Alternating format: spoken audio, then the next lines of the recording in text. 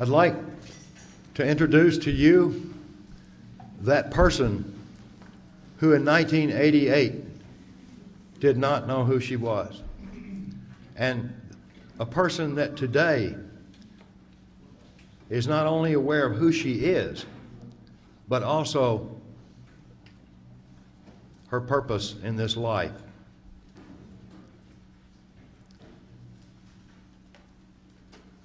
I would also like to introduce a person who changed my life forever.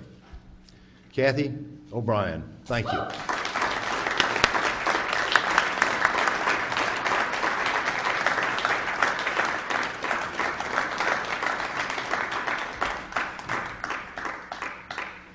I'd like to thank you for coming out here this evening to arm yourselves with comprehensive understanding of mind control, because knowledge is our only defense against mind control. Knowledge is our only defense against it, which is exactly why it's being suppressed under the 1947 National Security Act.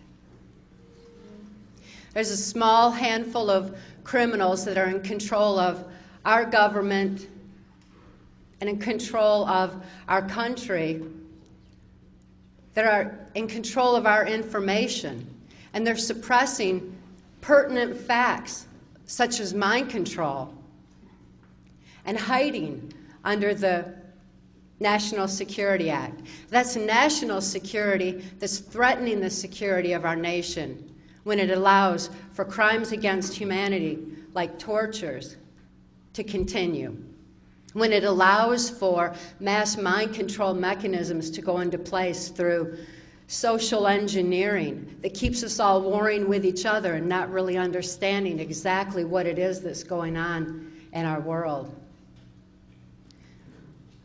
We all formulate our thoughts, our opinions, and ultimately our actions based on what we know. And when our knowledge base is altered, we're left to superstition, conjecture, and ultimately fear. And fear is a strong basis for mind control, whether it's a kind of mind control that is the mass mind control over a whole society, or if it's the kind of absolute robotic mind control that I experienced under MK Ultra on a White House Pentagon level.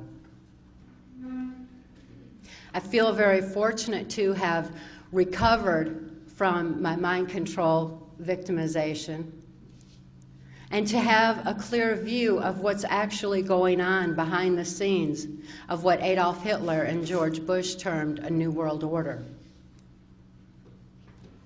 It makes perfect sense to me what I'm seeing in society today.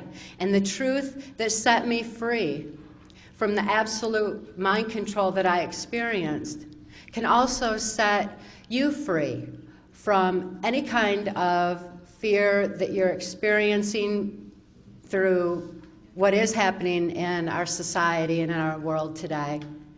It can also free you from any kind of trauma that you've experienced in the past. It can also free you from information control that has left you wondering what in the world is going on today. I'd like to provide a comprehensive view of exactly what mind control entails based on my victimization in mind control and also my recovery from it.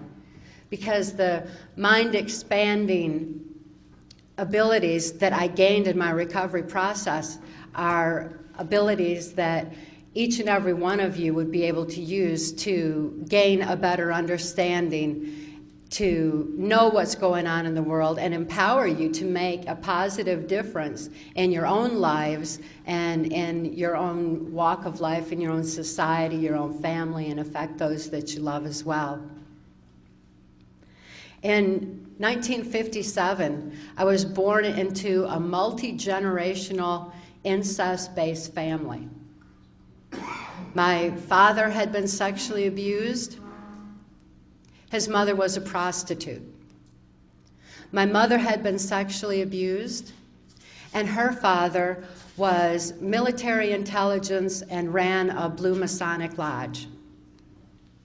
I'm certainly not going to be suggesting that all Masons are bad, just because there are many who have an ulterior agenda that is formulated on abuse. And anyone that I name is not to suggest that any particular group is responsible for what's going on in the world today. It's just not that simple. There's good and bad in everything, and it weaves in and out of society. And in my situation, I thought that the whole world was involved in abuse. And as a very young child, I had hoped that there was some place in the world where people didn't abuse their children. I thought that perhaps that could actually happen because that's what I felt in my heart. And yet, with my whole environment saturated and my view was narrow to my own environment, I lost hope that there was a place where people didn't abuse each other. The sexual abuse that I endured as a child began at a very early age. And it was before I could actually think to understand that my father's sexual abuse was bad. I couldn't judge morally what he was doing was wrong in any way whatsoever. But I did endure the pain and suffocation of his abuse just the same. And my body automatically responded to that pain and to that suffocation by developing a disorder which is known as dissociative identity disorder. This disorder was formally termed multiple personality disorder. And the International Society for the Study of Dissociation has finally come out with better information on how to recover from trauma and have redefined the disorder as dissociative identity disorder, because multiple personality disorder is a misnomer. I didn't develop multiple personalities. I had one personality that was just totally shattered from the abuse. When trauma occurs that is too horrible to comprehend, the mind compartmentalizes that abuse. So by compartmentalizing off that abuse, the rest of the mind can function normally as though nothing had happened. This is now professionally defined, this disorder is, as the mind's sane defense to trauma too horrible to comprehend. It's not something that as a very, very young child I thought to develop and used as a psychological protective mechanism. Instead, it's what my brain automatically did in order to deal with the extensive abuse that I was experiencing. My father may not have been aware of the effects on my brain that his abuse was causing. Not until much later, when his sexual abuse used as expanded into child pornography. He was supplementing the family income with proceeds from child pornography he was making of me, and this child pornography was being sold through the local Michigan Mafia child pornography ring. Well, back then, this was just right around the age of 6, so this was like now into the early 60s.